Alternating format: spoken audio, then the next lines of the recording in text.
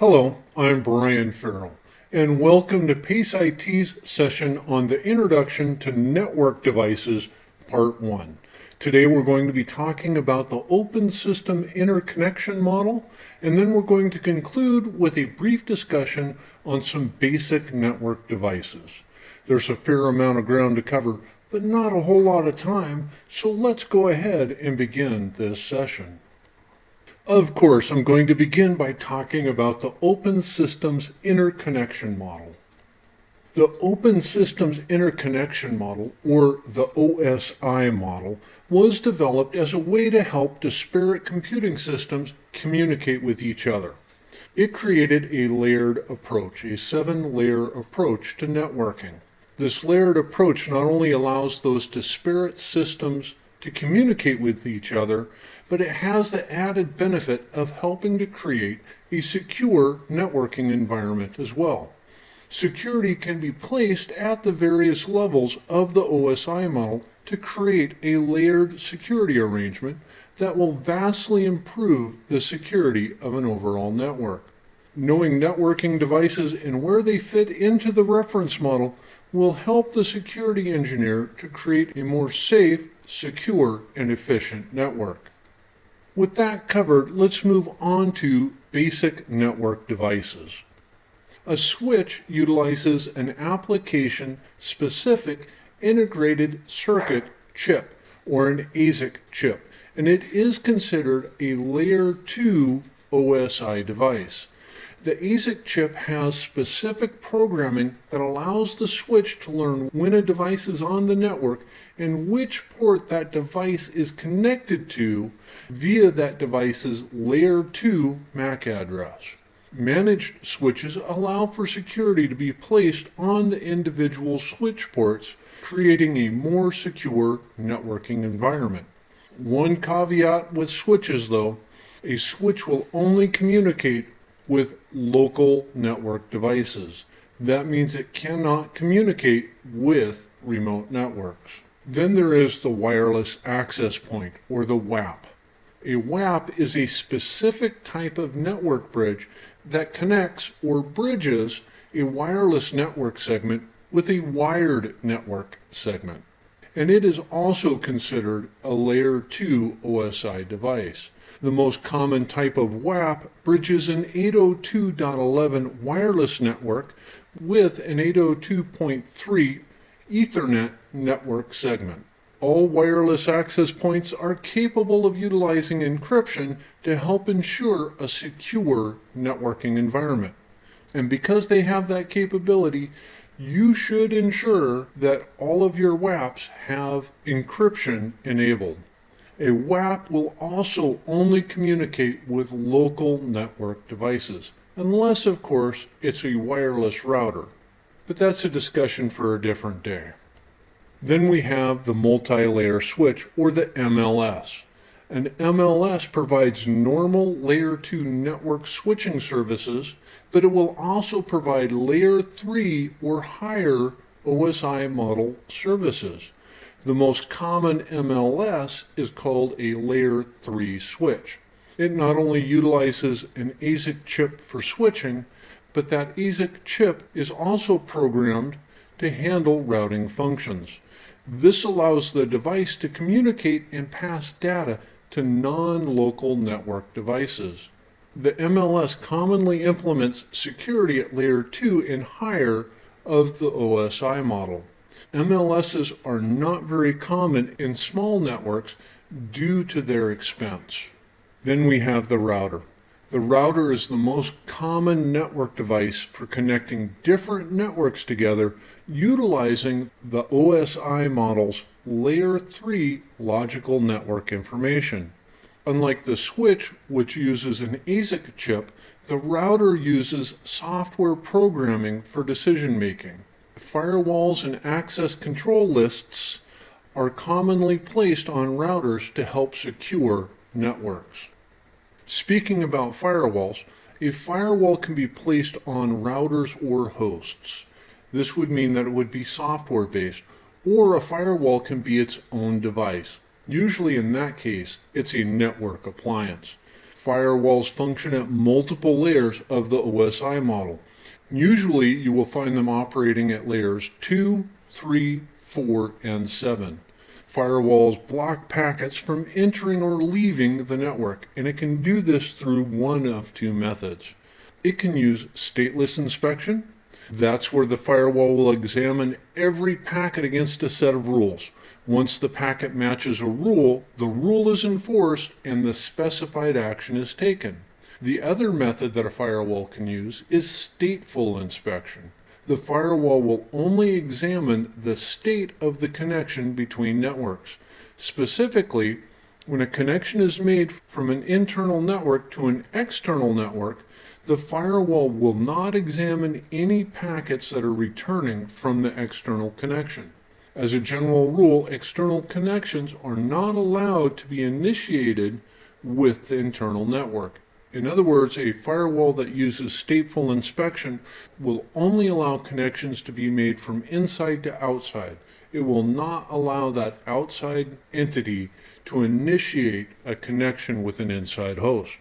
Firewalls are usually the first line of defense in protecting the internal network from outside threats.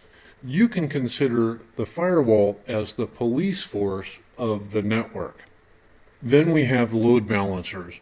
A load balancer may also be called a content switch or content filter. Load balancers can be implemented to increase the security of a network by limiting or filtering the content that is allowed to be on the network.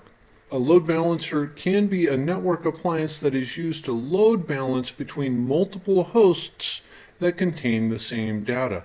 That means that they will be spreading out the workload for greater efficiency.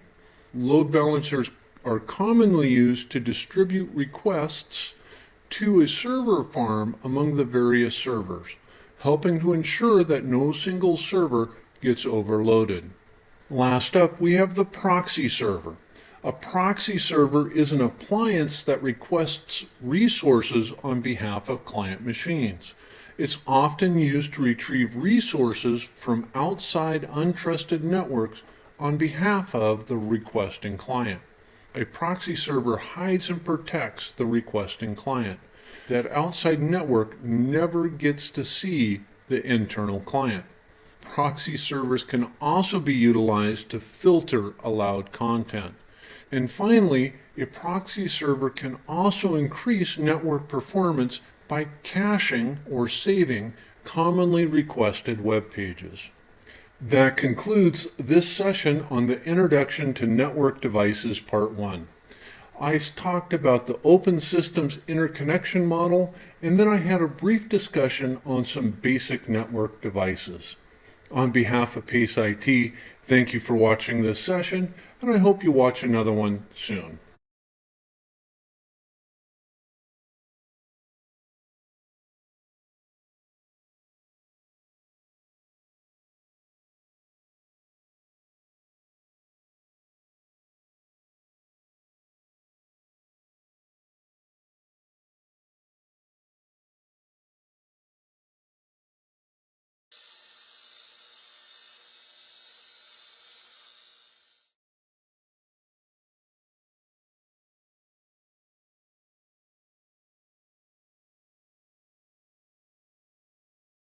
Good day, I'm Brian Farrell, and welcome to Pace IT's session on the Introduction to Network Devices Part 2. Today I'm going to begin with an introduction to the layered security concept, and then I'm going to conclude with a brief discussion on some network devices. There's a fair amount of ground to cover, so let's go ahead and begin this session. I'm going to begin by introducing the layered security concept. Modern networks are composed of multiple layers of devices and applications, which can lead to issues with security. The more layers you have, it's possible the more vulnerabilities that are present. So while this does make the issue of security more complex, it also has the added benefit of supporting the concept of a layered security approach, which could also be called security in depth or defense in depth. Each layer or device can contain its own security methods. This means that if a breach occurs in one area of the network, the rest of the network will remain secure, at least hopefully. It is a best practice to use a layered approach when implementing network security. Many security devices are triggered by a specific action occurring, as in a network packet crosses an interface on a router. This creates a situation in which those devices are only capable of reacting to perceived threats. That in itself can be a weakness in security. On the other hand, some devices are capable of application awareness. This feature allows security devices to make better decisions based on which applications are allowed to operate on the network and which applications are not allowed to cross through it. This is another layer that can be added to the network's security. Some devices that may be application aware include firewalls, proxy servers, and network intrusion detection systems or network intrusion prevention systems. With that, let's move on to some network devices. So we're going to begin by talking about the VPN concentrator. A virtual private network concentrator, or VPN concentrator, will facilitate multiple secure VPN connections to a network. The type of incoming VPN connection to the network will determine what tunneling and encryption the VPN concentrator will implement. Most concentrators can function at multiple layers of the OSI model, specifically at layers 2, 3, and 7. Outside of an internet transaction, most concentrators will function at the network layer, or layer 3 of the OSI model, providing IPsec encryption through a secure tunnel. Let's discuss network intrusion detection systems, or NIDS. A NIDS is a passive system designed to identify when a network breach or an attack against the network is occurring. They're usually designed to inform a network administrator when a breach or attack has occurred, and it can do this through log files, text messages, voicemails, and/or an email notification. A NIDS cannot prevent or stop a breach or an attack on its own, as it's only passive in nature. It receives a copy of all traffic and evaluates it against a set of standards. That standard may be signature-based, which means that it evaluates network traffic for known malware or attack signatures. That standard may be anomaly-based, which means that it evaluates network traffic for suspicious changes.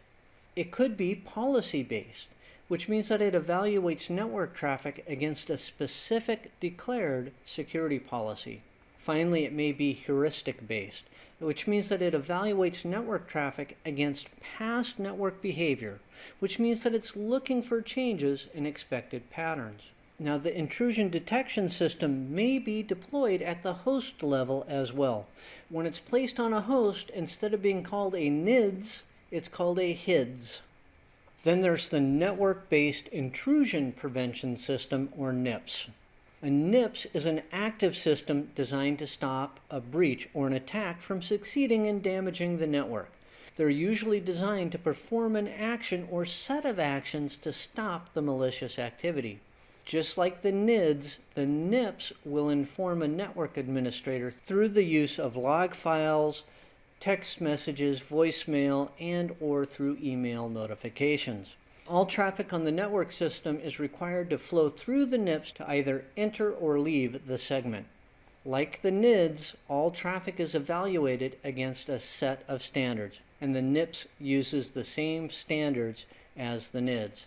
The best placement on the network is between a router, which hopefully has a firewall, and the destination network segment.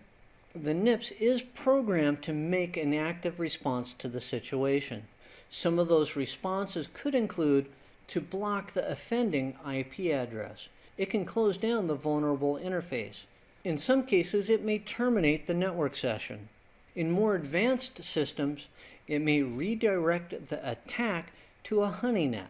There are additional actions that it can perform. It all depends upon how the NIPS is programmed. Then there's the Unified Threat Management Security Appliance, or the UTM security appliance. It is a possible all-in-one security solution. It may contain firewall features, it may contain IDS features, or intrusion detection system features. It can contain antivirus and anti-malware features. Your UTM may also have anti-spam features. It can perform content and URL filtering. So it all depends upon what kind of UTM that you purchase. You can get all of those features into one package, usually in the form of a network appliance. A network appliance is a specifically designed piece of hardware with an integrated software package, thus creating a closed system. The positive aspects of the UTM include that it provides multiple security features in a central location, which simplifies the management of security and eases updating that same security. A negative aspect is that it can concentrate security into a single system or location, which can create a single point of failure for both the network and for security. Now that concludes this session on the Introduction to Network Devices Part 2. I began by introducing the layered security concept, and I concluded with a brief discussion on some network devices. On behalf of Pace IT, thank you for watching this session, and I hope you watch another one soon.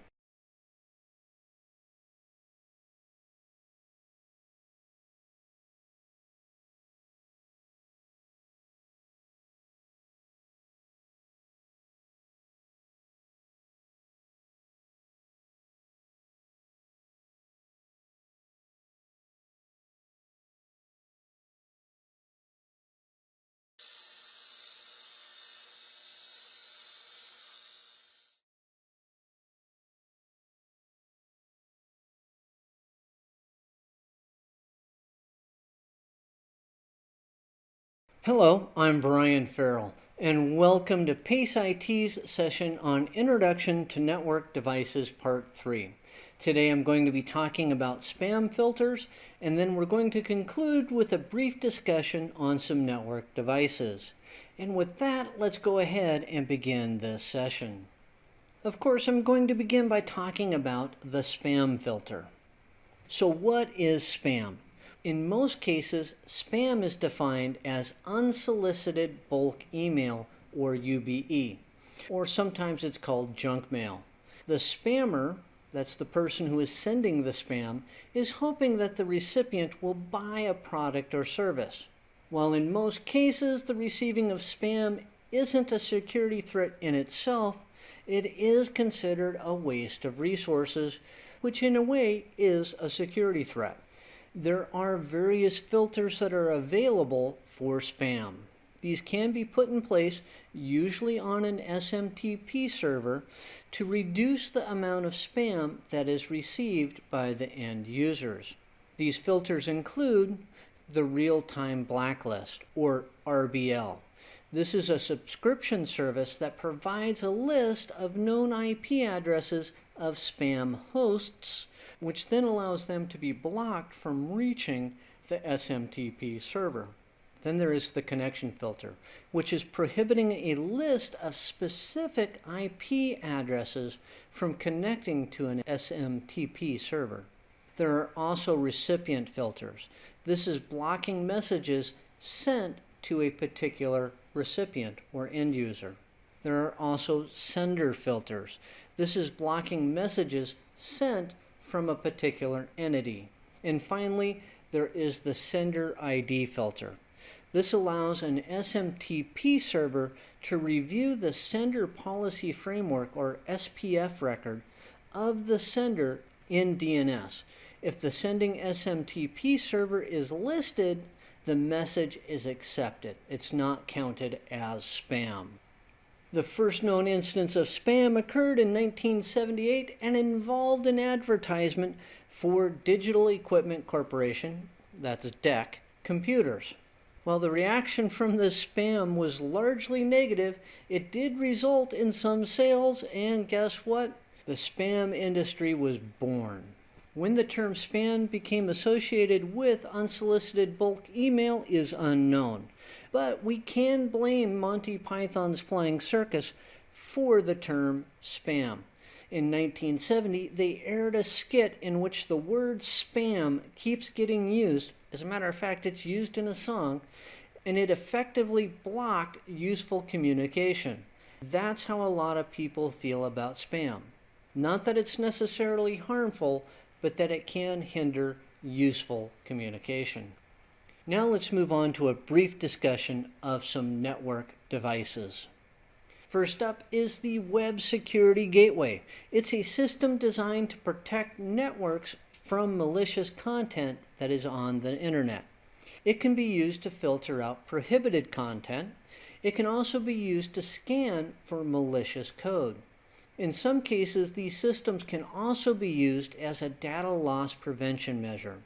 In these cases, all outgoing content is scanned. If sensitive content is discovered in the scan, it's not allowed to leave the network. This helps entities to keep their secrets within their own networks. Not really a device on its own, but we need to discuss it anyways, is the Protocol Analyzer. It's often called a packet sniffer. It examines the network behavior at a very basic level. They allow the examination of the individual packets of data that are flowing on the network. They can be used to see what is consuming network resources, as in, is a broadcast storm occurring or is an interface going bad? Protocol analyzers can help to identify that. They can also be used to identify a network breach or attack. Protocol analyzers can also be used to study the methods that were used to create a network breach. Wireshark is a common protocol analyzer that is often used, and better yet, it's free. The Web Application Firewall is an application layer, or Layer 7, firewall that is used to control HTTP traffic that is allowed to reach the web server. This allows for greater inspection and control of messages and traffic that is destined to a network's web servers. They are configured to protect the servers from common attacks. They differ from normal network firewalls in that they are only concerned about what is attempting to reach the web server. Network firewalls, on the other hand, attempt to protect the network as a whole, which means that the Web Application Firewall is much more specialized and allows for more granular control. Now that concludes this session on the Introduction to Network Devices Part 3. I began by talking about the spam filter, and I concluded with a brief discussion on some network devices. On behalf of Pace IT, thank you for watching this session, and I hope to do another one soon.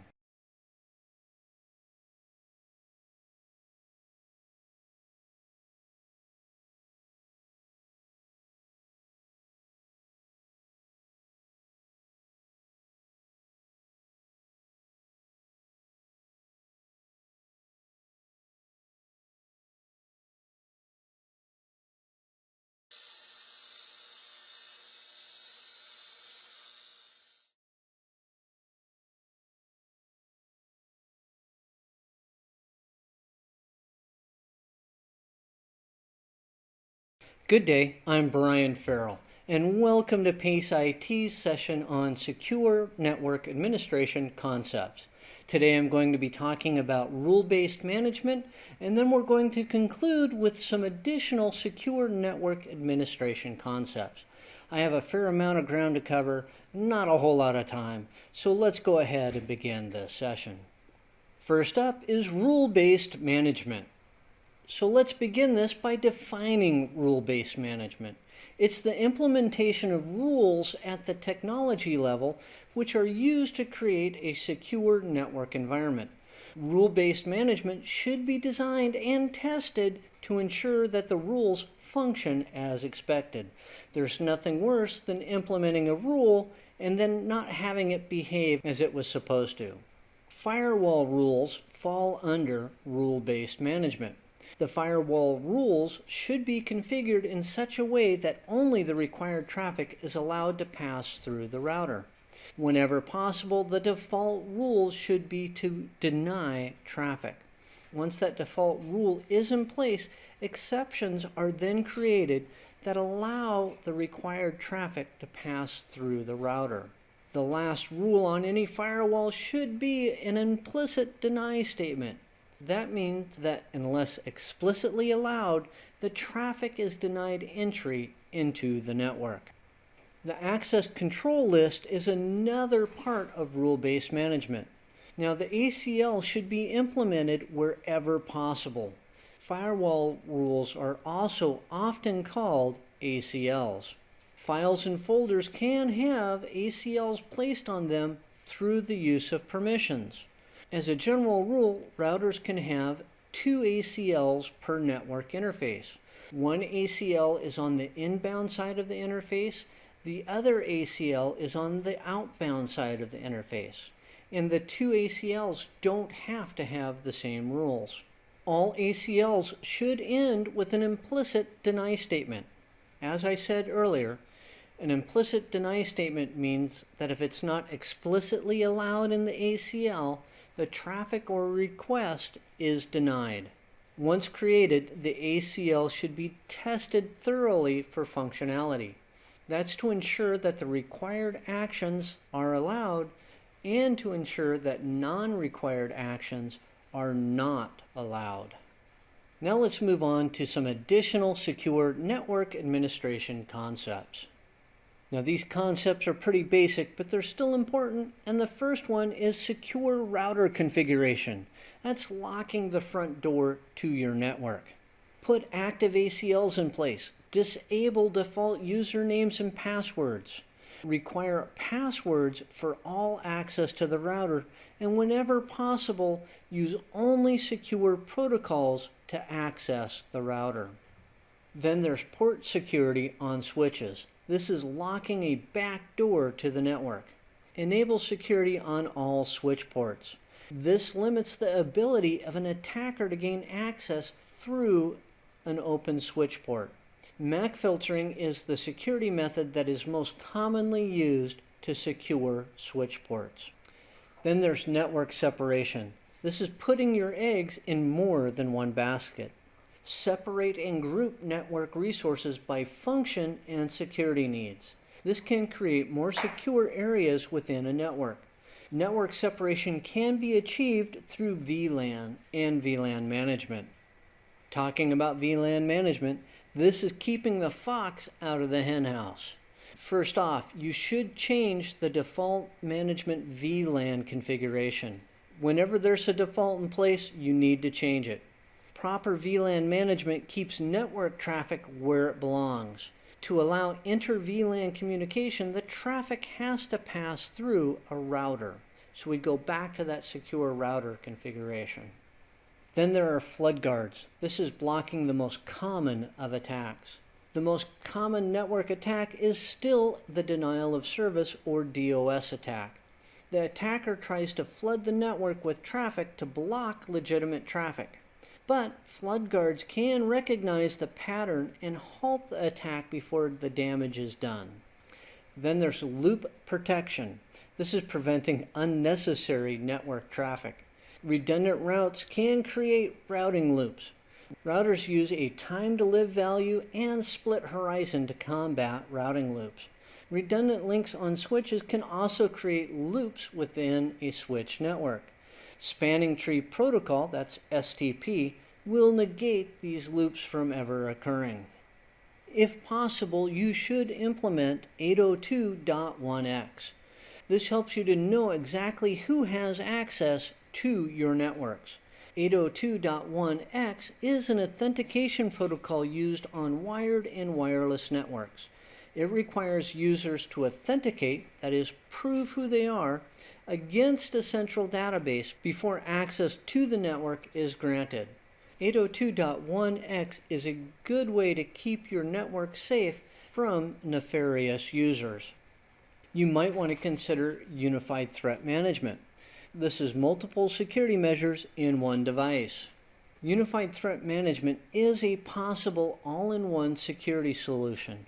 UTM systems provide multiple security functions in a single network appliance. Just be aware that a UTM system may also create a single point of failure for your network. And finally, there's log analysis. This is knowing what is happening on your network all the time. Security, system, and application logs should be reviewed on a regular basis. All too often, they are only reviewed after a problem has occurred, when the signs of the problem were present in the log files before any damage had occurred.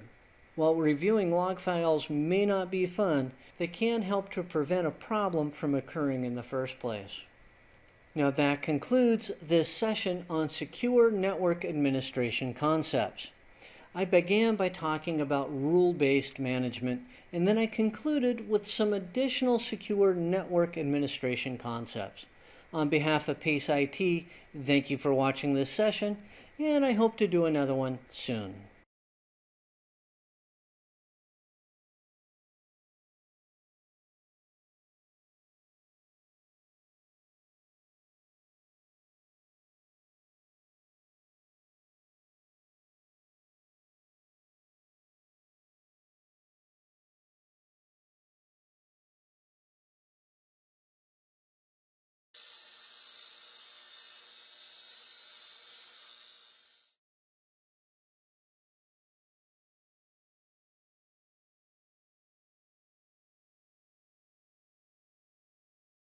Hello, I'm Brian Farrell, and welcome to Pace IT's session on cloud concepts.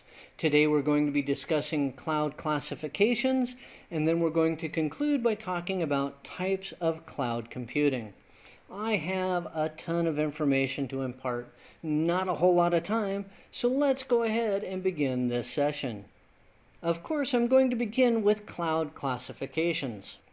Cloud computing is where the resources on the network are not actually physical in nature, they are provided to the user virtually. This can lead to a very fluid and dynamic environment, as required resources are normally only provisioned as needed and they are decommissioned once their use is completed. Most often, these virtual resources are not owned by the company that uses them, but are provided by a cloud service provider. While cloud computing is highly configurable and changeable, it does have some basic structures that are used in the classification of the type of cloud that is in use. There are 4 basic cloud classifications. There is the public cloud. This is where systems can interact with services and devices within the public cloud and on public networks, as in the internet, and possibly other public clouds. Amazon's AWS is an example of a public cloud. Then there are private clouds. This is where systems only communicate with services and devices within the specified private cloud. Private clouds are not open for the general public to purchase services. Then there are hybrid clouds. This combines aspects of both the public and private clouds. And finally, there is the community cloud classification. This is where cloud services are used by private individuals, organizations, or groups that have a common interest. And the community is responsible for what occurs within that cloud. Now let's discuss types of cloud computing. Because of the nature of cloud computing, it is very configurable to the needs and desires of the purchasers. Purchasers have many options beyond just the type of cloud service, as in public or private, that they want to provision. They may also determine what type of services they are going to require, from the most basic to the highly complex. So what types of cloud computing are there? Well, there's software as a service, or SaaS. The end user purchases the rights to use an application, think piece of software, without the need to configure the virtual servers that will deliver the application.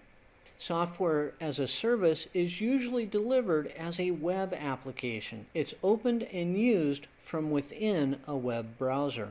Then there is Platform as a Service, or PaaS. The user is provided with a development platform for the creation of software packages without the need to configure the virtual servers and infrastructure that delivers that development platform. And finally, there's Infrastructure as a Service, or IaaS. The end user is provided with access to virtual servers, which are configurable by the customer, and other virtual network resources. This creates a highly configurable environment in which customers can create the resources and performance that they require. In this situation, the end user supplies the software that is going to be used in the Infrastructure as a Service network, or they purchase additional SaaS applications. It is not uncommon for the type of cloud computing being used by an organization to be a mix of different types. Some departments may use IaaS, while a development team only utilizes a PaaS. Part of the advantage of cloud computing is only initializing resources as they are needed. In a private cloud situation, it is possible for the organization that is using it to actually own the cloud resources. If they do own the cloud resources, they may have it on their own site, or they may pay to have the resources hosted off-site. Cloud computing can be a great method of conserving company resources, but it also has several security considerations. When using hosting services, there is always the need to consider confidentiality.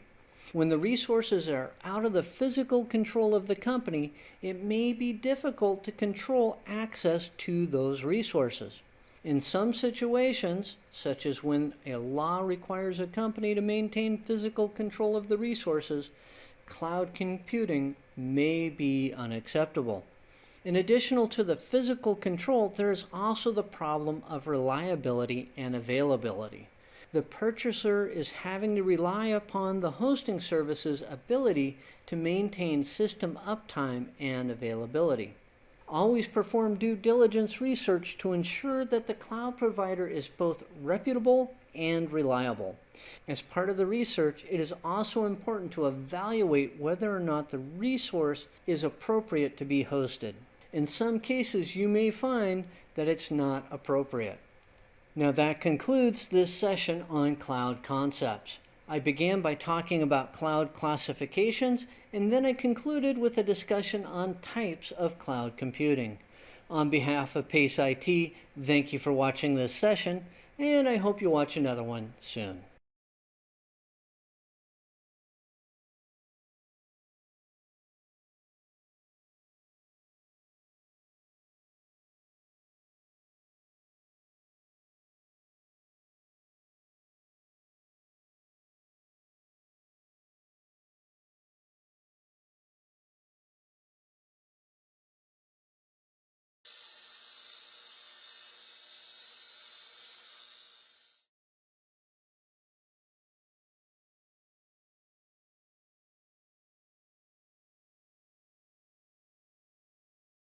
Hello, I'm Brian Farrell, and welcome to Pace IT's session on secure network design elements and components. Today I'm going to be talking about defense in depth, and then I'm going to move on to elements and components of network design. I have a fair amount of ground to cover, not a whole lot of time, so let's go ahead and dive into this session. We're going to begin by talking about defense in depth. Due to the complexity of modern networks, malicious attackers have multiple avenues that they can use to breach network security. This same complexity, though, also allows for security to be placed in multiple areas using different methods. By placing security at different levels and in different places, network administrators can increase the overall security posture of the network. This concept is known as defense in depth, or security in depth. Security should not just be placed on a single spot, as this creates a single point of failure, which should be avoided at all costs. Security should be in place at multiple layers of the network using a diversity of methods in order to create an effectively hardened network. Just as when peeling an onion, once a layer of security is stripped away, the attacker should find another layer waiting underneath. By using defense in depth, you should be able to create a highly hardened and secure network. With that out of the way, let's talk about elements and components of network design. First up is the demilitarized zone, or DMZ. The DMZ is a specific area, think zone, that is created, usually between two firewalls, that allows outside access to internal network resources, as in access to a web server, while the internal network remains protected from that same outside traffic. The external facing router allows specific outside traffic into the DMZ, while the internal router prevents that same outside traffic from entering the internal network, keeping it safe and secure. Another design element is network address translation, or NAT. NAT is a technique used to allow private IP addresses to be routed across or through an untrusted public network. The NAT device, which is usually a router, assigns a public routable IP address to a device that is requesting outside access. NAT has the added benefit of protecting the internal private network. Why is that? The private network's IP addressing scheme is hidden from untrusted networks by the NAT-enabled router, thus making it harder for a hacker to gain access to internal network resources. Now let's talk about NAC, Network Access Control. NAC is a method of controlling who and what gains access to a wired or wireless network. In most cases, NAC uses a combination of credentials-based security and some form of posture assessment for a device attempting to log onto the network. A posture assessment considers the state of the requesting device. The device must meet a set minimum standard before it is allowed access to the network. Common device assessments include the type of device, the operating system, the patch level of the operating system, the presence of anti-malware software, and how up-to-date that anti-malware software is. Then we have virtualization. Virtualization is the process of creating virtual resources instead of actual physical resources. Hardware, operating systems, and complete networks can be virtualized. A security advantage to virtualization is that if the virtual resource is compromised, it can be easily taken down, recovered, fixed, and then brought back online in very short order. Although I would recommend figuring out how it got compromised and filling that security hole. Subnetting is the logical division of a network. That's a single block of IP addresses being divided into discrete, separate networks. This can be done to match the physical structure of the network, as in if your network only requires enough addresses for 100 nodes and it doesn't need all 254 nodes of a Class C address. Subnetting can also be done to increase the security of the network by segmenting resources by need and security level. Since I just brought up segmenting of resources, let's talk about that a little bit more. Security can be increased by segmenting a network based on resources and security needs through the implementation of virtual local area networks, or VLANs. The segmentation can be done based on user groups, as in a VLAN for the sales department and another VLAN for human resources. The segmentation can be done based on resource type, as in a VLAN for file servers and another VLAN for web servers. Commonly, segmentation of resources is accomplished with a combination of both user groups and resource type. The use of VLANs supports a more secure, layered approach in the network design. In modern networks, it is not uncommon to need to allow remote access to local network resources. Remote workers often need to access resources that are located on the main business network. This requires the use of remote access technology in order for it to happen in a secure manner. Remote access can occur using telephony technology, as in using a dial-up VPN, or through the use of a different type of virtual private network. In all cases, secure protocols and methods should be used in order to ensure the security of the local network. For example, one of the forms of Extensible Authentication Protocol, EAP, should be used when allowing remote access. Now that concludes this session on secure network design elements and components. Today we talked about defense in depth, and then we concluded by discussing some elements and components of network design. On behalf of Pace IT, thank you for watching this session, and I hope to do another one soon.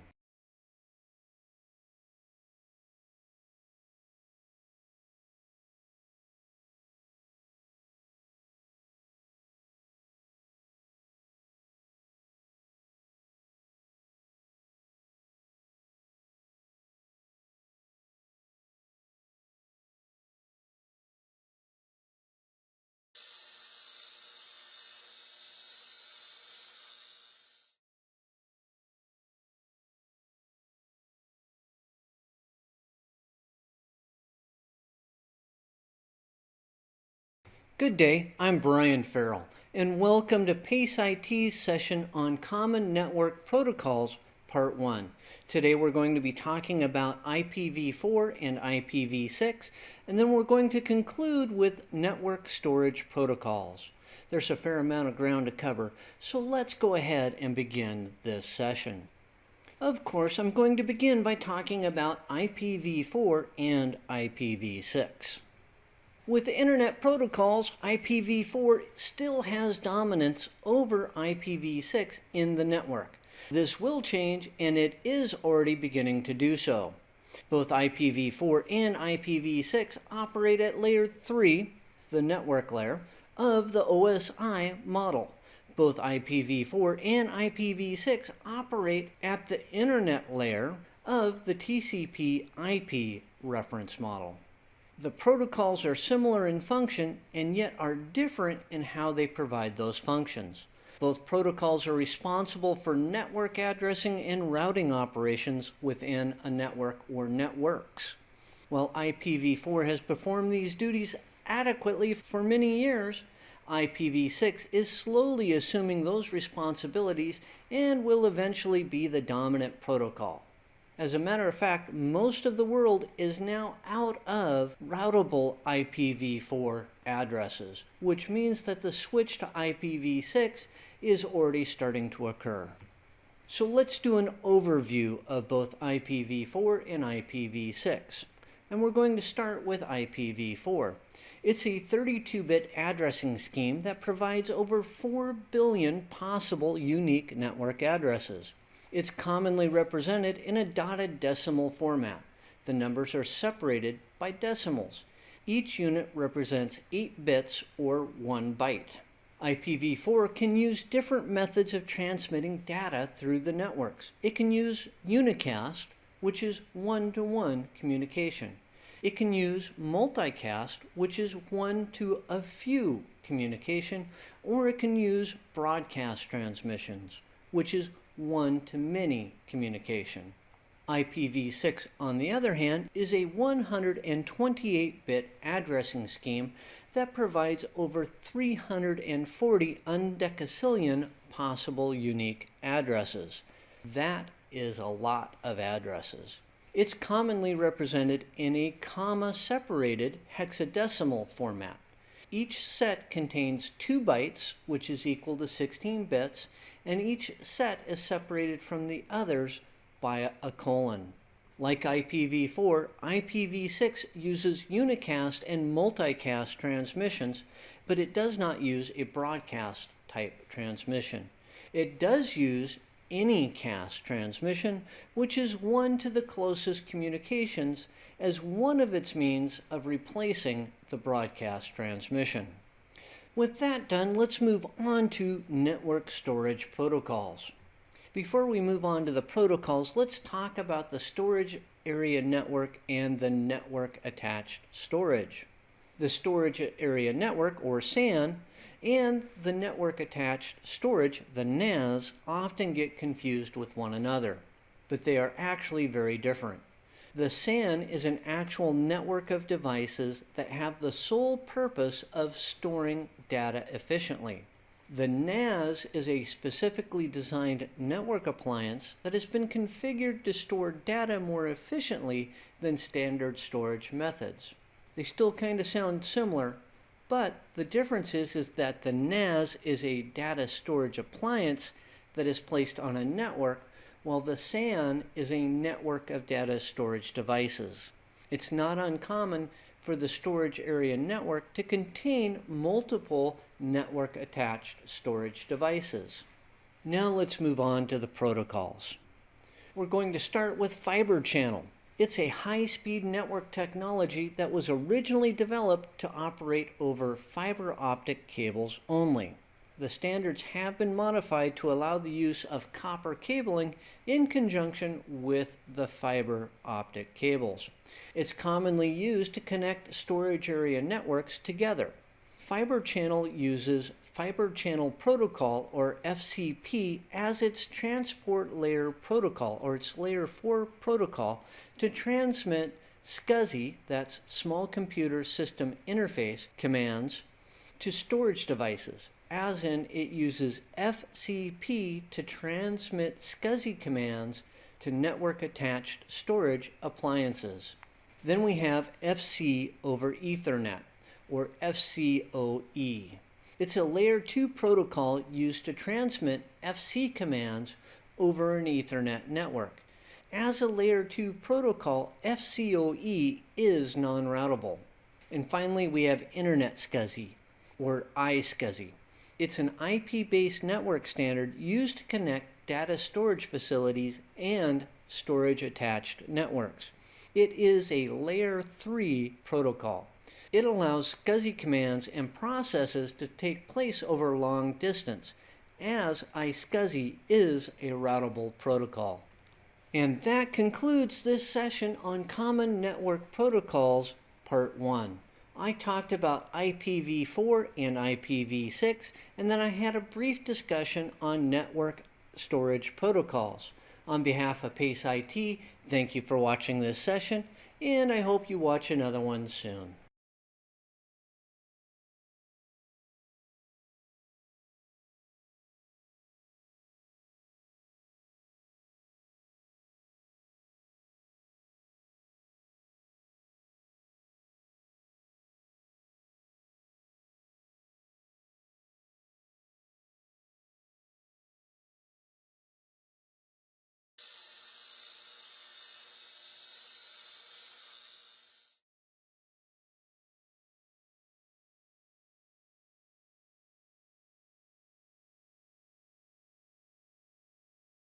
Hello, I'm Brian Farrell, and welcome to Pace IT's session on Common Network Protocols, Part 2.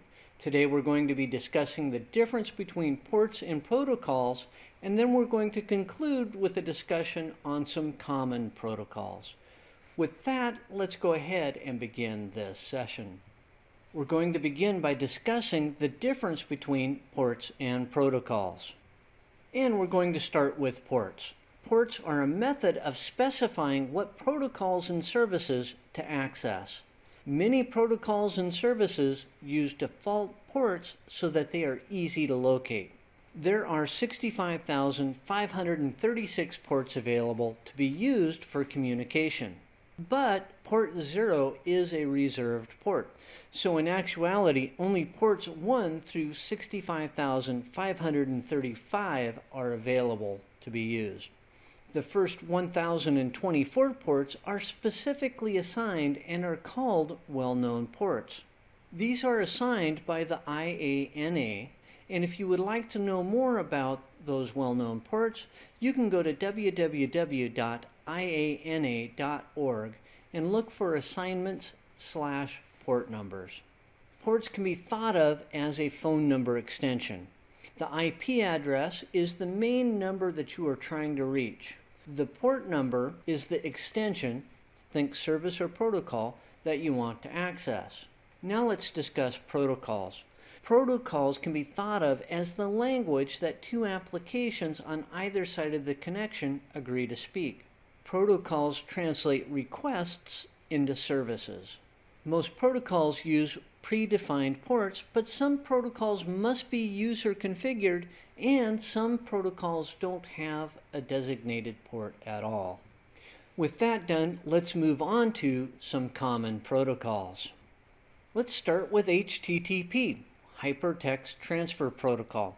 It's the primary protocol used to transfer data over the internet. It is assigned to port 80, and it can use either TCP or UDP as its transport protocol. Then there's HTTPS, which is Hypertext Transfer Protocol Secure. It's the primary protocol to securely transfer data over the internet using either SSL or TLS technology. In actuality, SSL should no longer be used. You should only be using TLS, but that's another discussion. HTTPS is assigned to port 443, and it uses TCP as its transport protocol. Then there's NetBIOS, which is Network Basic Input-Output System. It was originally developed to allow hosts to be able to communicate with servers. It's assigned to ports 137 through 139, and it can use TCP or UDP as its transport protocol. Let's move on to SMTP, Simple Mail Transfer Protocol. It's the protocol that is used to transfer email from a client to an email server, and it is also used to transfer email between email servers. By default, it's assigned to port 25, and it can use TCP or UDP as its transfer protocol. Then we have POP3, Post Office Protocol version 3. This is the protocol used by clients to retrieve email from servers. Once engaged, POP3 downloads all the messages from the server.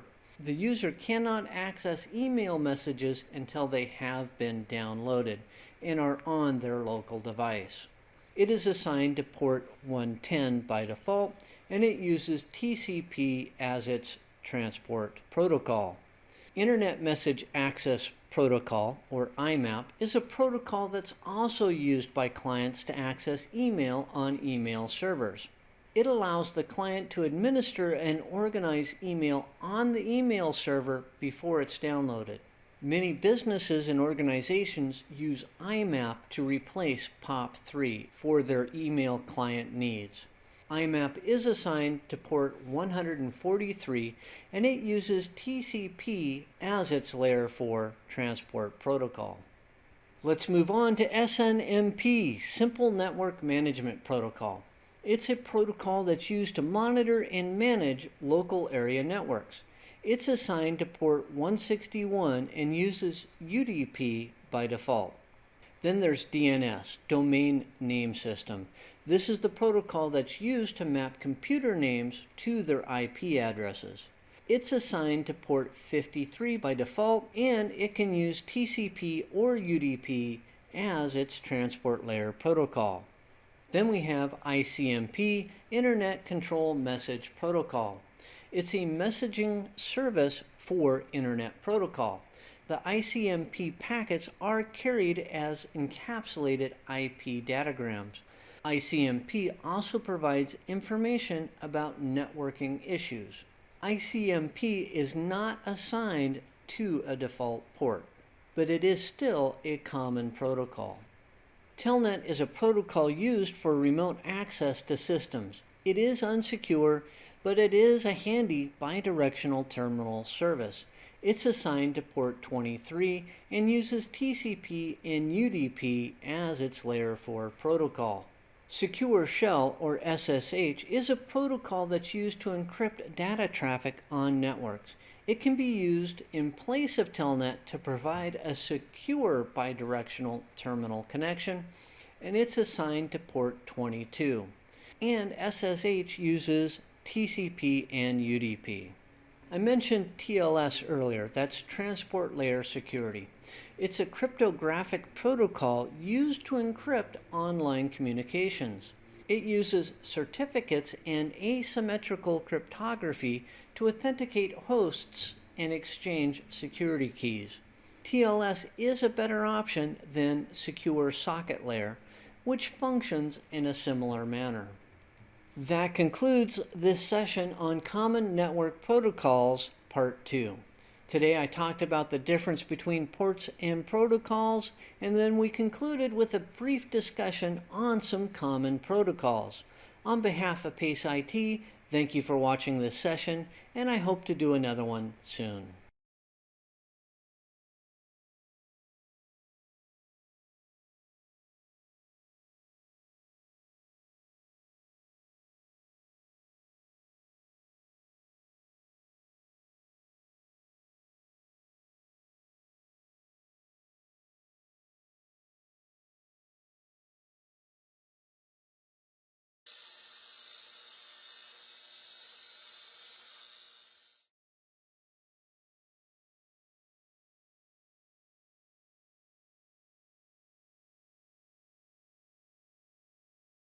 Good day, I'm Brian Farrell, and welcome to Pace IT's session on Common Network Protocols, Part 3. Today we're going to discuss some common protocols, and then we're going to conclude with a brief discussion about end-to-end security. There's a fair amount of ground to cover, so let's go ahead and dive into this session. Of course, I'm going to begin by discussing some common protocols. First up is FTP, that's File Transfer Protocol. It's a standard protocol for transferring files between computing systems. It does require user authentication, but it does not offer encryption, so it is not very secure.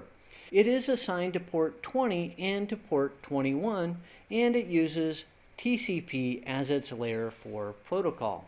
Surprisingly, SFTP, which stands for Secure File Transfer Protocol, is more secure than FTP.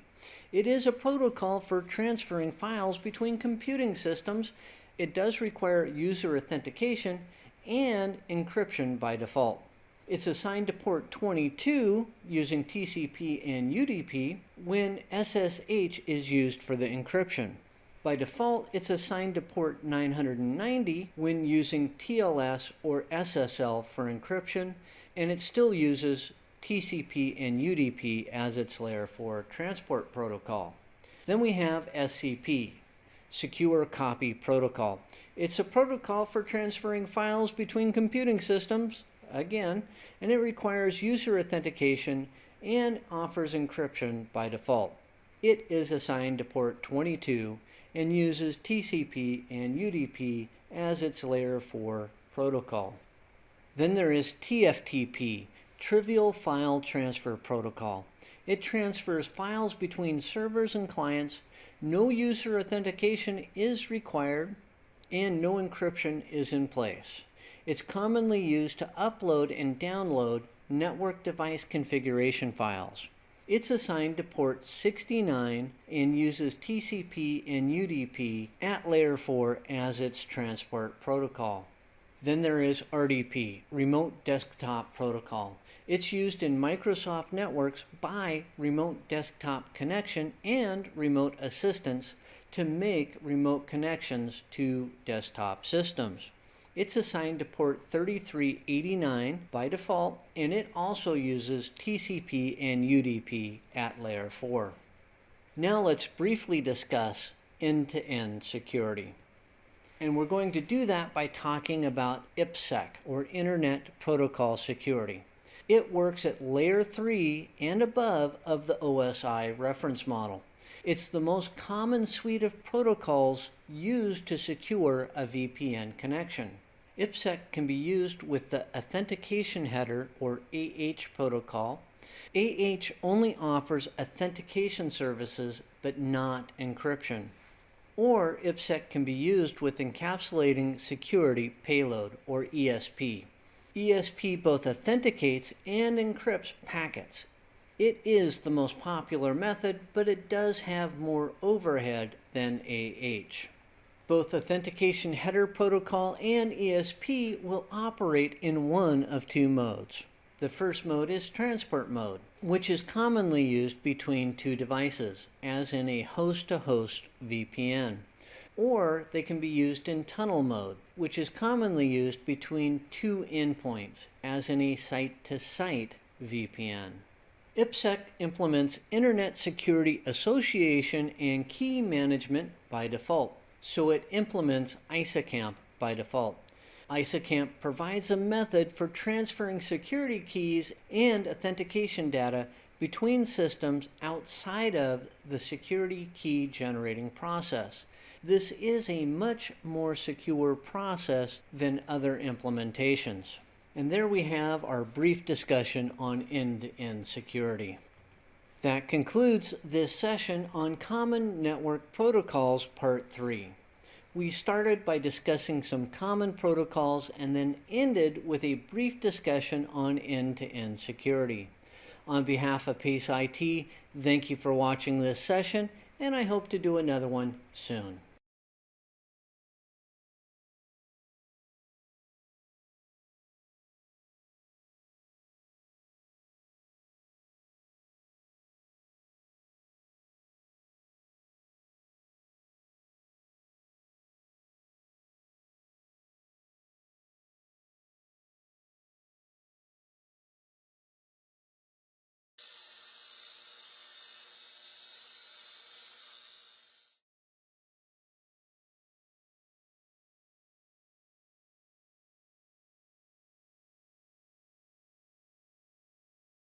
Good day, I'm Brian Farrell, and welcome to Pace IT's session on wireless security considerations. Today we're going to be discussing some of the unique challenges of wireless networks, and then we're going to move on to security for wireless. There's a fair amount of ground to cover, not a whole lot of time, so let's go ahead and jump into this session. So let's talk about the unique challenge of wireless. Wireless networks can represent a special challenge in the network hardening process. One of the main tenets of network security is hiding your traffic. With wireless, it's impossible to hide your traffic because it flows over the airwaves. So with the proper equipment, anybody can see that traffic flowing on a wireless network.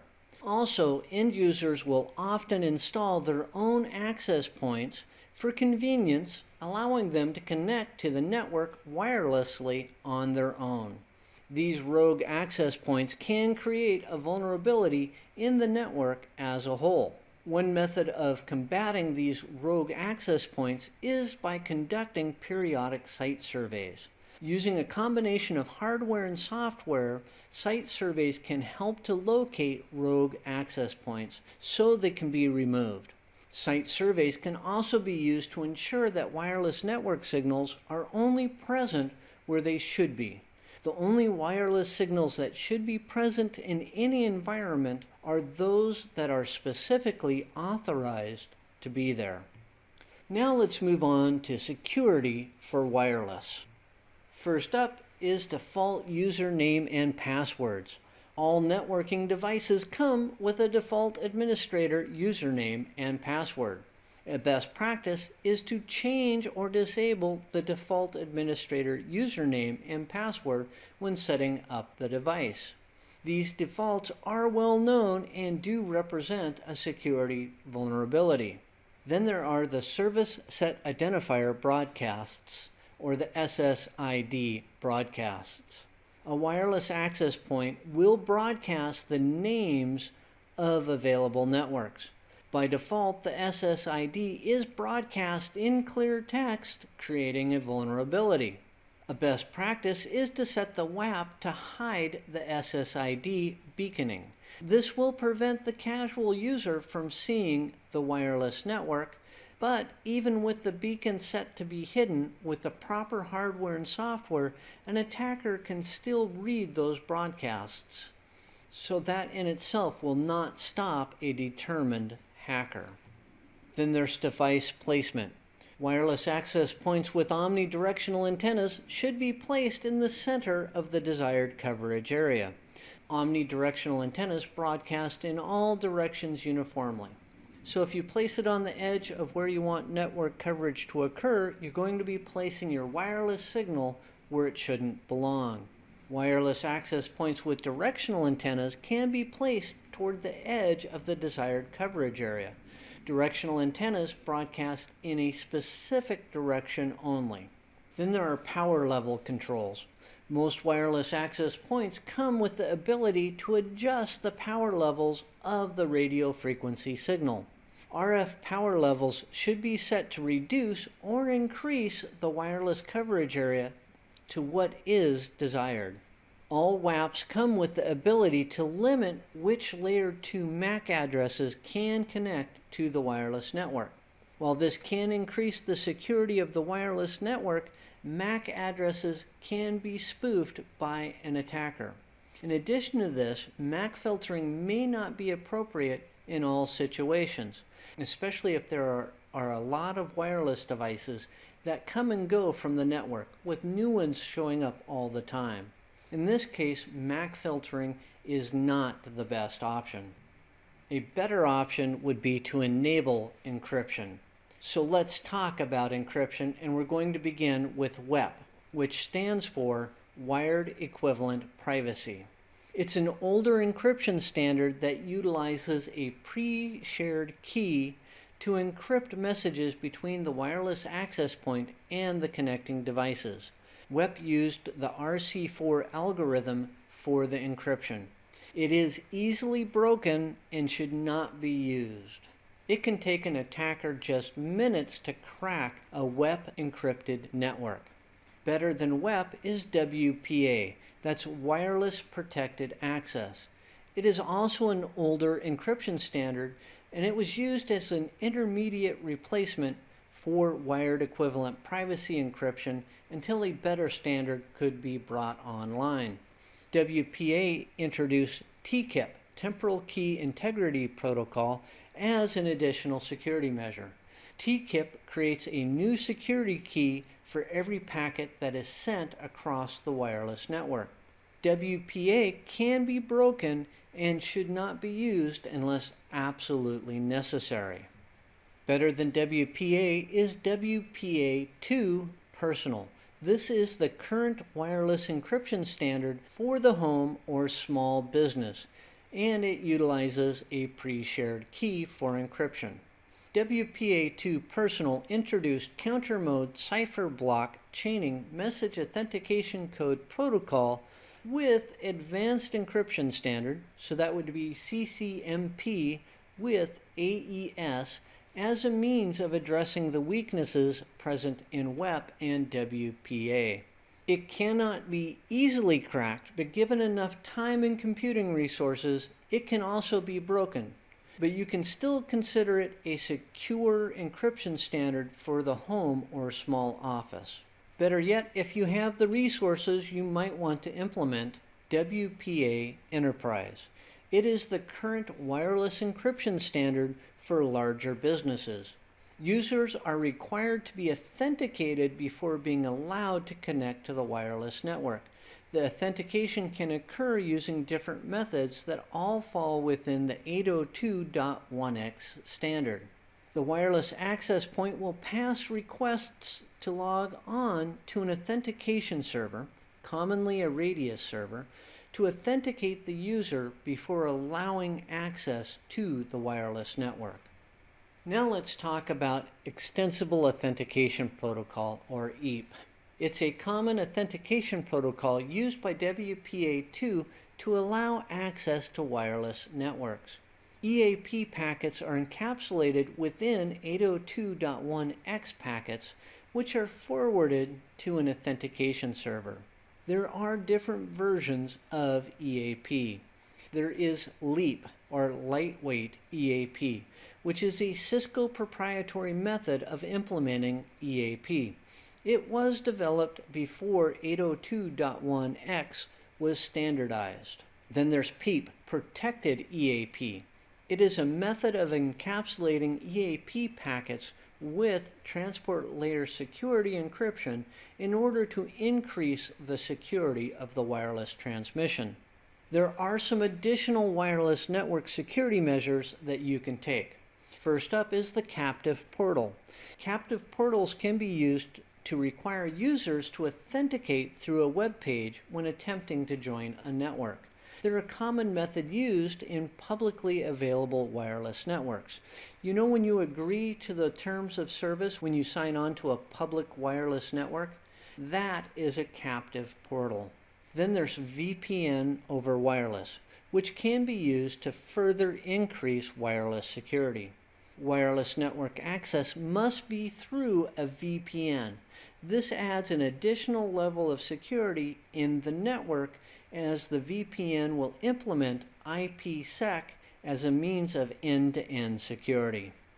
Now that concludes this session on wireless security considerations. We discussed the unique challenge of wireless, and then we concluded with security for wireless. On behalf of Pace IT, thank you for watching this session, and I hope to do another one soon.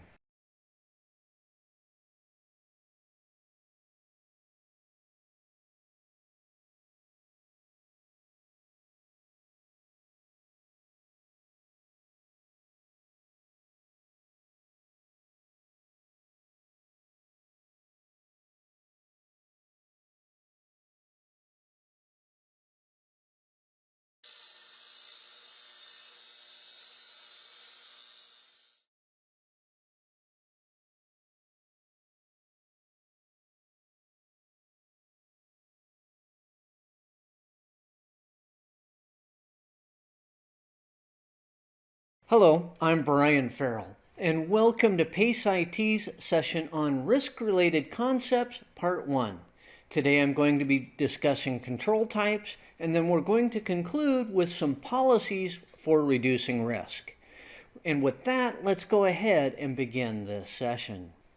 Of course, I'm going to begin by talking about control types. There are 3 different types of controls that can be put on network resources. The first one is management controls. These are any written policy, procedure, or guideline that is used to help secure network resources against attack or abuse. Management controls are often used to define and outline other control types. They are a very broad category of controls that can include security policies, hiring policies, security awareness training, etc., etc. Then there are technical controls. These are security measures that are used in controlling access to any particular resource that is available on the network. Technical controls can include physical controls used to limit physical access to networking equipment, as in locked server room doors. Some examples of technical controls beyond the locked server room doors include encryption, firewalls, passwords, etc. And then there are operational controls. These are the procedures that are put in place to help ensure that day-to-day operations can occur even after a risk event has happened. Some examples of operational controls include network redundancies, hot and cold site maintenance, and backup procedures. Now it's time to talk about policies for reducing risk. Any policy that is used to help secure the workplace and/or company data and networks is by default a security policy. Security policies document or outline what is allowed or not allowed to occur on the network from a security point of view. They are usually crafted at the upper layer of management with the help of knowledgeable IT personnel. In most cases, the network security policies are actually crafted by the IT personnel and then given to upper management to approve. Security policies give administrators the authority to put into place measures to protect the security of the network. In many cases, these security policies also give the administrators the authority to enforce the policies that lead to a hardened network. Now let's move on to some different policies. First up is the privacy policy. It's a policy that is used to educate employees and customers on information collection practices.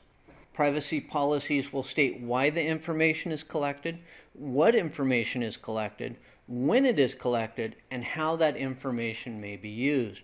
Many businesses now publish their privacy policies, and in some cases, privacy policies may be regulated. Then there is the Acceptable Use Policy, or AUP. It's a policy that documents what a company considers to be acceptable use of its IT assets. It may contain several sub-policies within the general AUP. The AUP should cover what is acceptable use of the internet, email, company laptops, and mobile devices. While outside threats may be difficult to deal with, the inside threat may be more dangerous to a network. It has been estimated that up to 80% of all data breaches can be traced back to a failure of security measures from within the network itself. Sometimes the breaches occur by mistake, but all too often, these breaches are intentional. This implies that the greatest security threats are the people that already have been given access to the network. Policies and procedures can be put in place to reduce the risks that are associated with internal employees. Some of these policies include a least privilege policy. This is where administrators only grant the minimum amount of network privileges or access to network resources that are required to get the job done. This helps to minimize risk when an account gets compromised or in the case of a malicious network user. Then there's a separation of duties policy. Critical jobs are separated into different tasks with users only authorized to perform one of those tasks of the critical job. This helps to minimize the damage that can occur from fraudulent employee activities, as it would require more than one employee to take part in those fraudulent activities in order for it to be a success, and it's a whole lot harder for fraud to take place when there's more than one person involved. Then there are mandatory vacation policies. All employees should be required to take vacations, especially if they handle a critical task. This can lead to a reduction in the threat level from fraudulent employee actions. Employees know that someone else will be performing their duties in their absence and may discover any irregularities. And finally, there's job rotation. Mandatory job rotation requires that employees change job duties on a regular basis. This can lead to a reduction in the risk of fraudulent activities and has the added benefit of cross-training employees, especially for those critical tasks. Now that concludes this session on risk-related concepts, part 1. I began by talking about the different control types, and then I concluded with some policies for reducing risk. On behalf of Pace IT, thank you for watching this session, and I hope to do another one soon.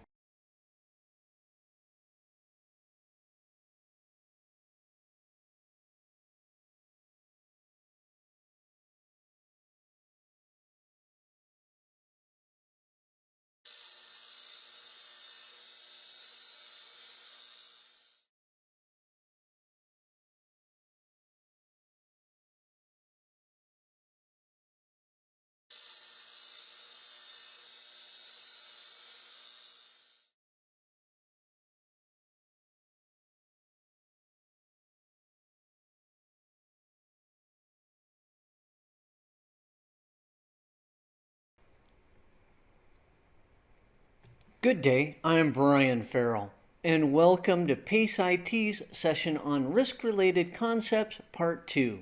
Today I'm going to be talking about qualitative versus quantitative risk assessments, and then I'm going to talk about some other risk calculation factors. There's a fair amount of ground to cover, so let's go ahead and begin this session. Let's begin by talking about qualitative versus quantitative risk assessments.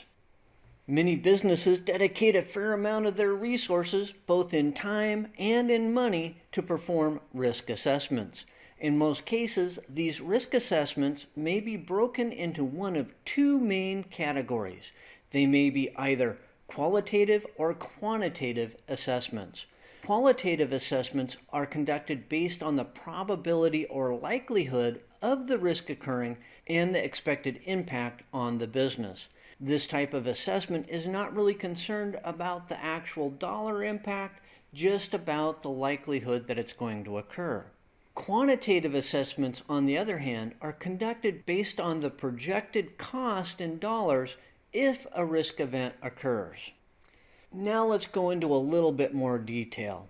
The basic formula for a qualitative assessment is the risk is equal to the probability times the loss, or the likelihood times the impact. Now, to create this assessment, several tables are built using the variables of the formulas. A risk table outlines the possible events, as in a data breach or hard drive failure.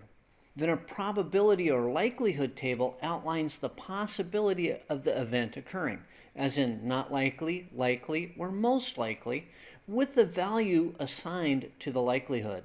And then there's a loss or impact table. This outlines the impact to the business if the event occurs. Is the impact minor, medium, or major, with a value assigned to the loss?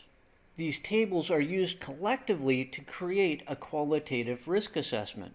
When evaluating risks, quite often qualitative assessments are done first, and they're used to determine which assets and risks require a quantitative risk assessment. That's because quantitative risk assessments take more time, effort, and usually money. So let's talk about the quantitative assessment. It involves using the actual cost of a threat event to help determine how much to spend on preventative measures. You know, it doesn't make sense to spend more to prevent a risk from occurring than the risk is actually going to cost the business. Quantitative risk assessments can help when budgeting for a security solution to reduce the risk of occurrence. The first step is to determine the value of the asset. Now, this value may be the cost to replace the asset or the cost of downtime. It all depends upon what risk you're evaluating.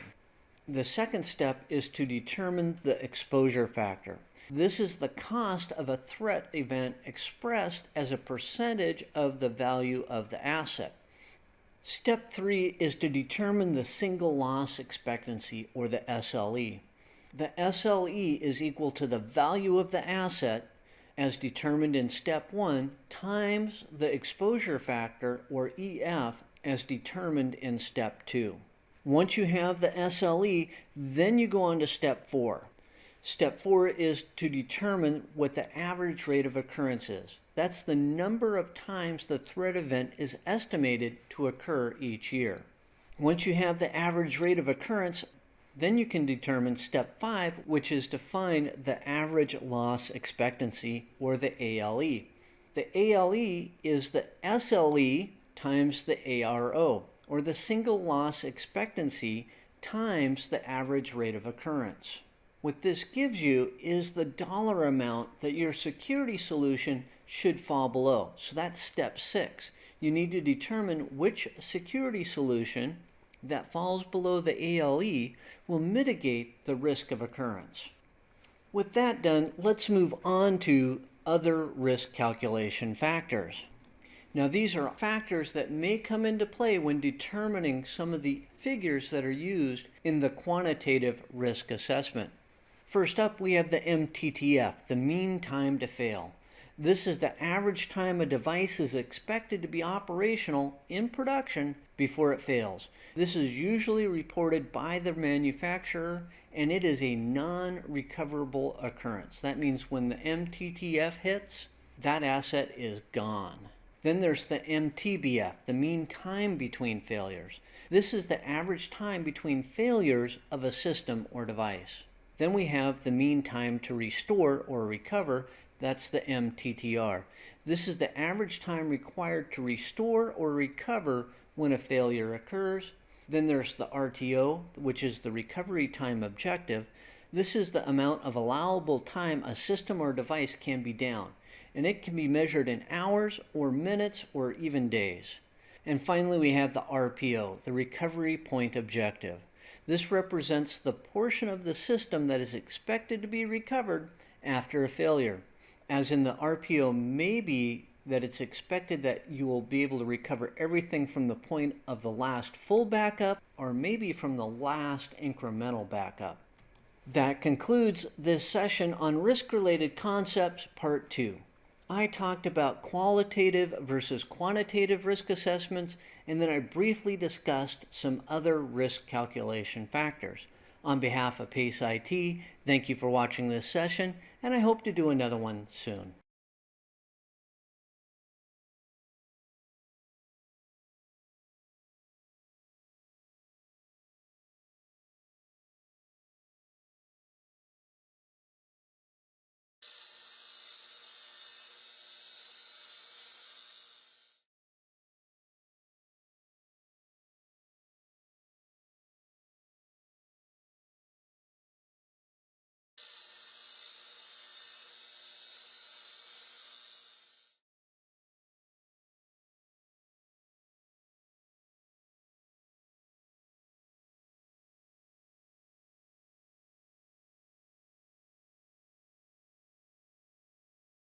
Hello, I'm Brian Farrell, and welcome to Pace IT's session on Risk-Related Concepts, Part 3. Today I'm going to be talking about treatment of risk, cloud computing and virtualization risks, and then some other risk terms and concepts.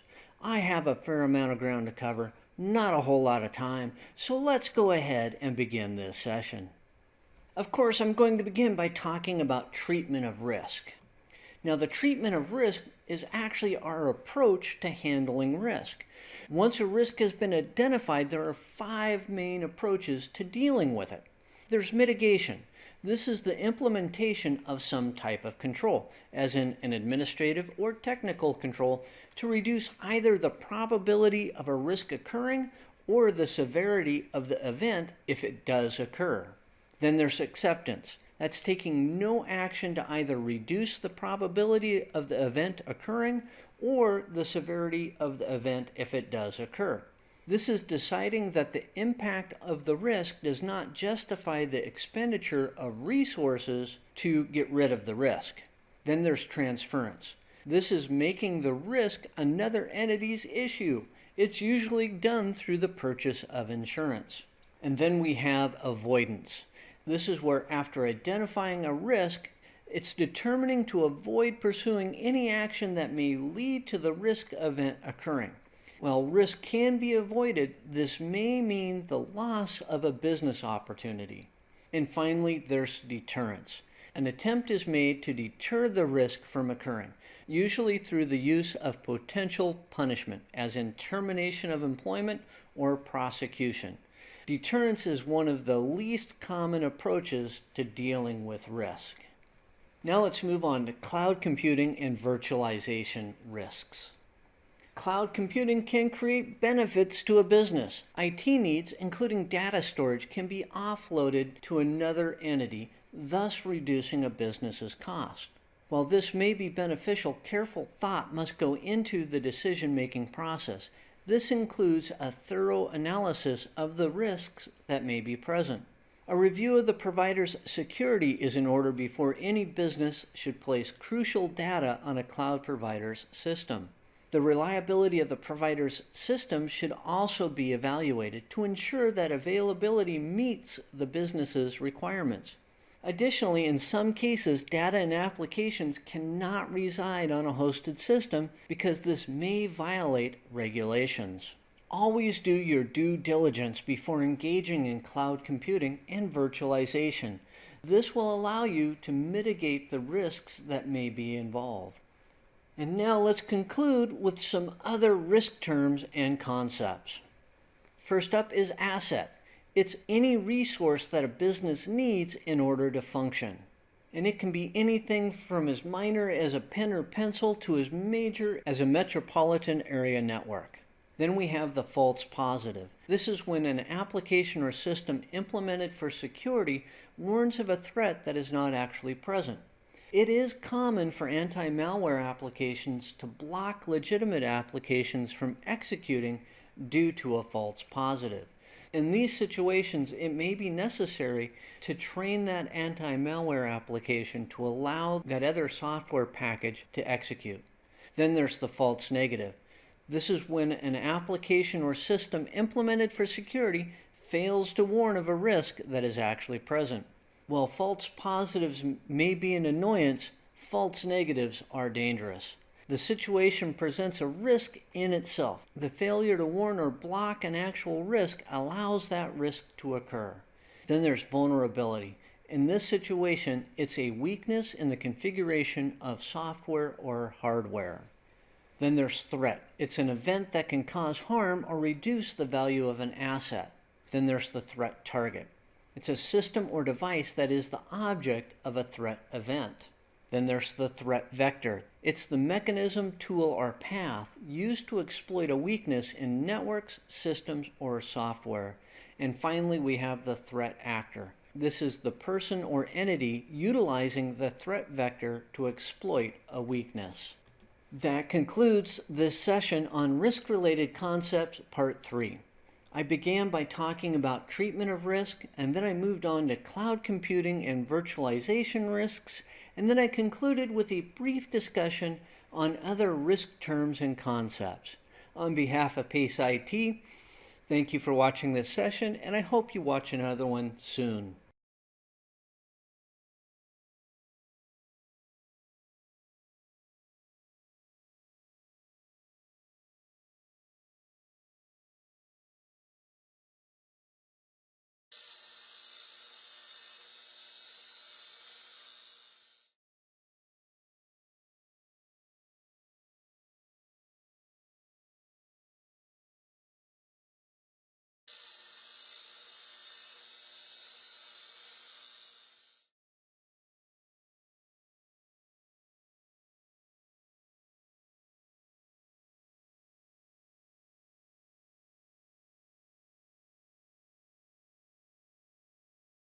Good day, I'm Brian Farrell, and welcome to Pace IT's session on integrating data and systems with third parties. Today I'm going to talk about evaluating the risks of integration, and then I'm going to conclude with some considerations of integration of data. I have a fair amount of ground to cover, so let's go ahead and begin this session. Of course, I'm going to begin by talking about the need to evaluate the risks of integration. There are multiple reasons why systems and data may be integrated with third parties. The real key is to know the risks associated with that integration. Systems and data may be required to be integrated because of a joint venture with another entity, or when implementing a cloud computing solution, there will be a need to integrate systems and data. In some cases, the need for integration is well known and intentional, while in other cases, it may not even be recognized as happening. When people are using social media, they may actually be integrating company data with a third party. In all cases, there are risks associated with the integration of systems and data with third parties. Now let's discuss some of the considerations of integration. First up is risk awareness. Always evaluate the risks when thinking about integrating systems and data with a third party. So what are some of those risks? Well, the data may reside outside of the control of the business. The network transmissions may be vulnerable. The other side of the integration may not be as secure as your side. And finally, that third party may go out of business. What happens then? Those are some of the risks that you need to be aware of. The onboarding and offboarding of business partners is another consideration. Procedures and systems need to be put in place that will allow authorized people from the third-party business partner to access the appropriate systems and data within your network. This is the onboarding process. Implementing an identity and access management system, or IAM system, can help ease the burden. Procedures and systems also need to be put in place to remove access once the partnership is terminated or the authorized person leaves the business partner. This is the offboarding process. Then you need to consider the interoperability agreements. If the risks of integration are deemed acceptable, some additional agreements should be created to help the process along. There should be a memorandum of understanding. This is a document that is created that establishes an agreement between two parties. Another document that might be needed is a blanket purchase agreement. It's a document that is created and used to cover repetitive needs for products or services. There should be a service level agreement, or SLA. It's an agreement that specifies the guaranteed uptime of a system. And finally, there may be the need for an internet service agreement. This specifies any data limits placed on an internet connection and should also contain a guarantee of the amount of uptime of that internet connection. Another consideration of integration is data backups. Cloud storage of data backups may be the best solution to offsite storage for the backups, mitigating the risk of data loss in the case of a disaster because it won't be on your site. But there is a risk associated with this because that backup of your data is no longer in your possession. To mitigate this risk, all backups that are stored with a third party should be encrypted. Then there's data ownership. There needs to be a clear understanding of data ownership before the integration of systems and data is undertaken.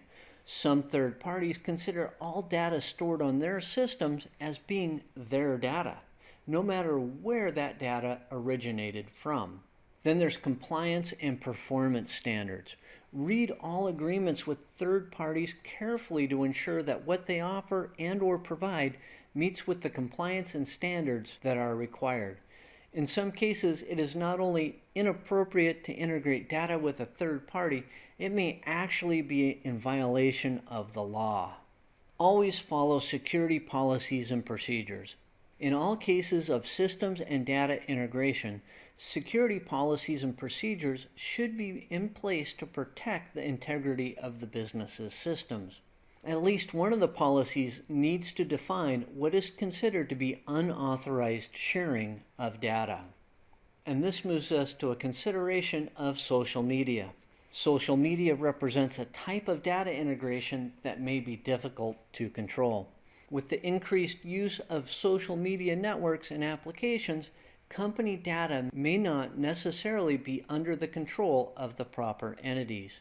Companies should strive to train personnel on what is appropriate to share on social media and what should not be placed out in the open.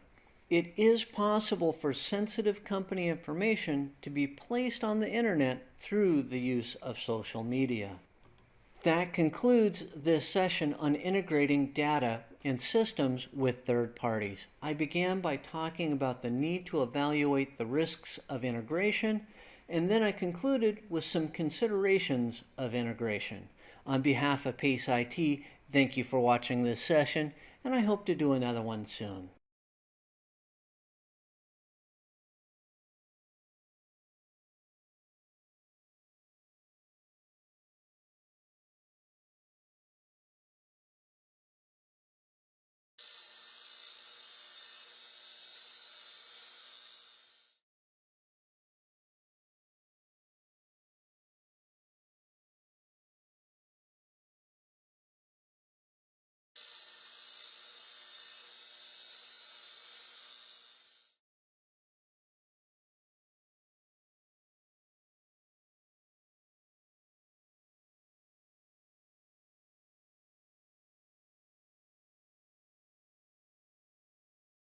Good day, I'm Brian Farrell, and welcome to Pace IT's session on risk mitigation strategies. Today I'm going to cover the why of taking risks, and then I'm going to talk about some strategies for mitigating risks. There's a fair amount of ground to cover, so let's go ahead and begin this session. Of course, I'm going to begin with the why of taking risks. It seems to be a law of nature, inflexible and inexorable, that those who will not risk cannot win. And that's by John Paul Jones. And it neatly sums up the why of risk-taking. In the marketplace, there is no reward without taking on the risk of failure. This brings up an interesting quandary. Investors will often reward risk by increasing the value of a company. On the other hand, failure due to risk-taking often leads to changes in management. This leads to a situation where management can be both rewarded and punished for taking on risk. This makes management very uneasy. So management will often take on risk to gain the rewards while at the same time implementing strategies to mitigate the amount of risk that it is willing to assume. With the why covered, now let's talk about strategies for mitigating risk. First up is change management.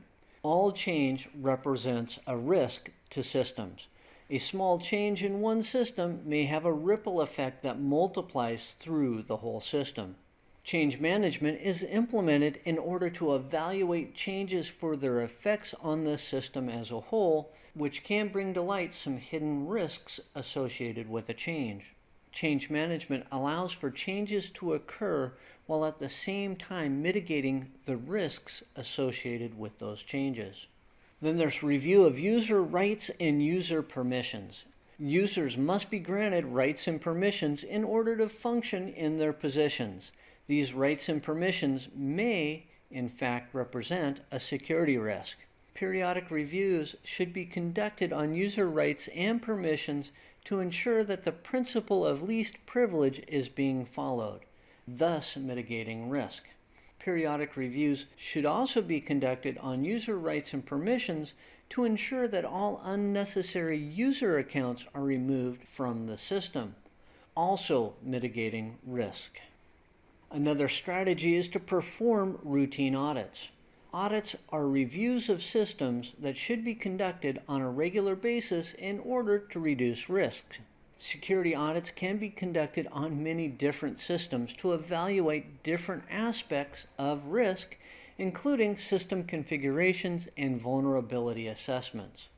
Then there's incident management. It's a type of after-the-fact mitigation technique. After a security incident has occurred, effective incident management can help to contain the damage.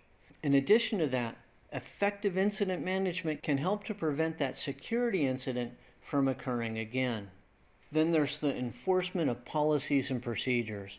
Effective policies and procedures can reduce the chances of a risk event from ever taking place. But this relies upon the proper enforcement of those policies and procedures to help prevent that risk event from occurring. Data loss prevention systems can be implemented as a type of technology control to mitigate the risk of loss or theft of data. DLP systems can be a software application or a network appliance. They are designed to analyze information traversing the network to help ensure that sensitive data remains contained inside the established safe boundaries. DLP systems can monitor network links and review what is being transmitted through protocols associated with instant messaging, email, FTP, HTTP. DLP systems may also be configured to scan storage systems to help ensure that data is being stored in the proper location. That concludes this session on risk mitigation strategies.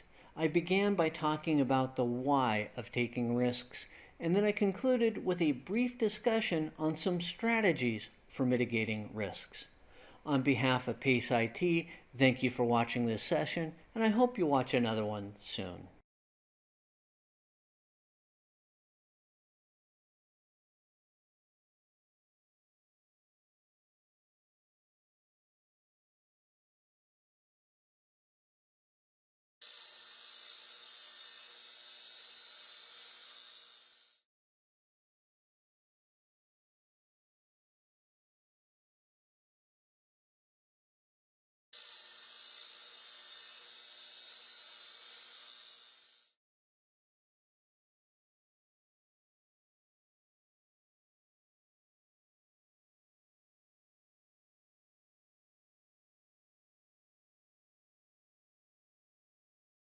Good day, I'm Brian Farrell, and welcome to Pace IT's session on basic forensic procedures.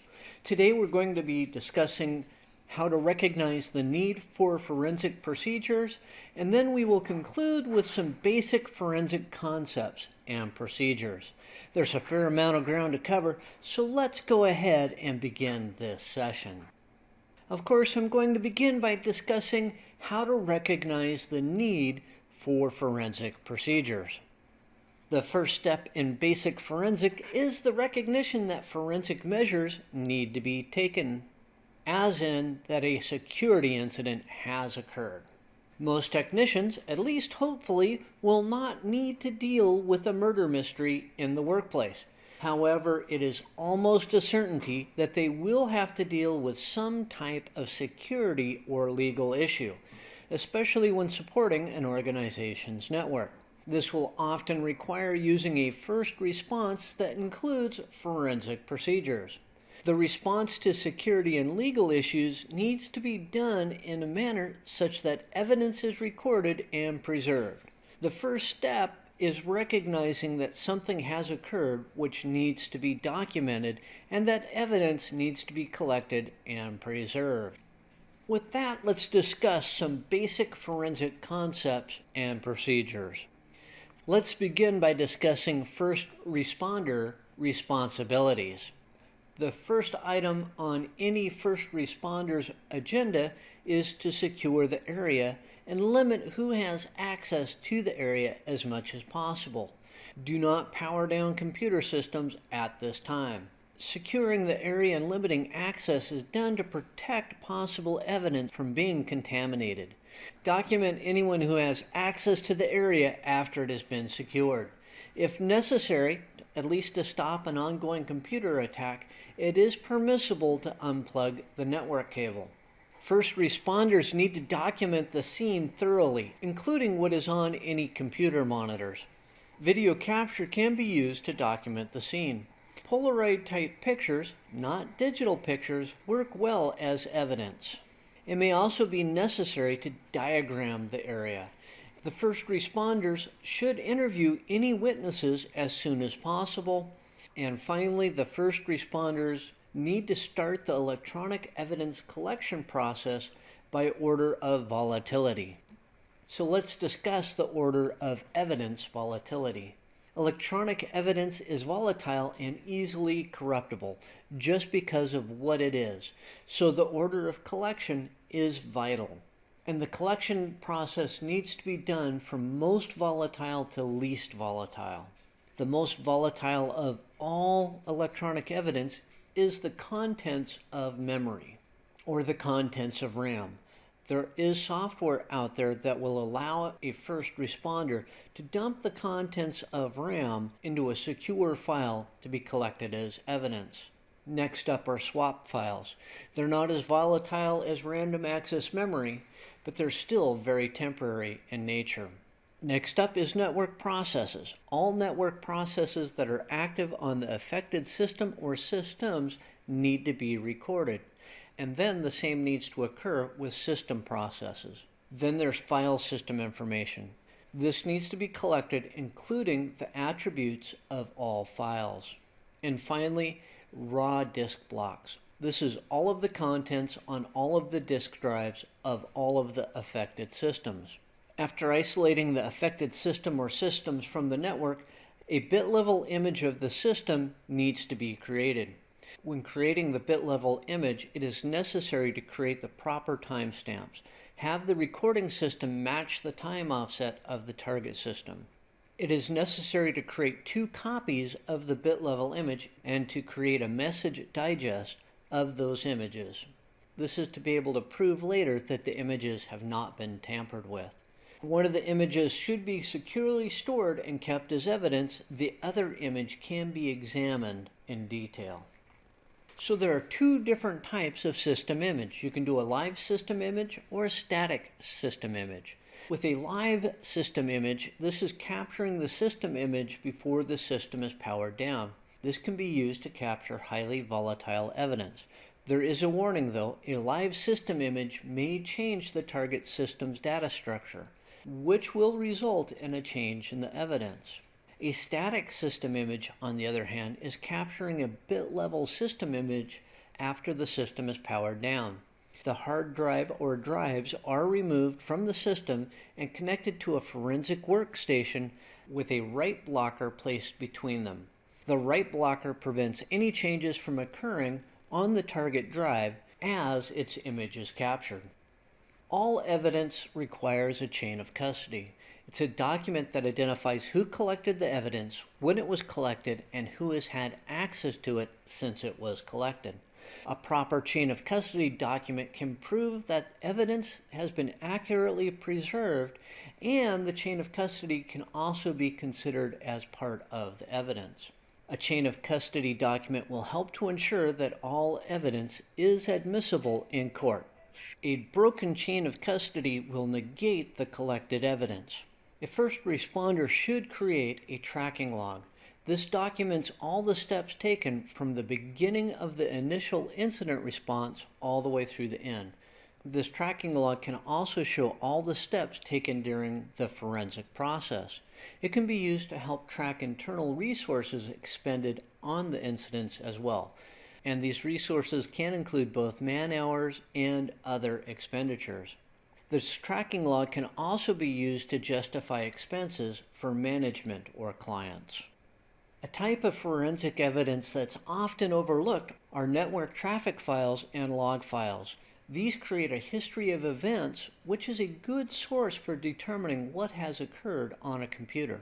Network traffic logs and browser history files can show where the system went on the internet and what actions were taken. Log files, as in system log files, application log, or security logs, can help to determine what has occurred with a system. And finally, there's big data analysis. There needs to be recognition that in some situations, big data analyst tools may be required. Big data in this situation refers to any set of data that is too large to analyze with typical data management tools. An example of this would be when analyzing data from a security incident at a financial institution. This can involve multiple exabytes of data. Now that concludes this session on basic forensic procedures. I began by discussing how to recognize the need for forensic procedures, and then I concluded with a brief discussion on basic forensic concepts and procedures. On behalf of PACE IT, thank you for watching this session, and I hope to do another one soon.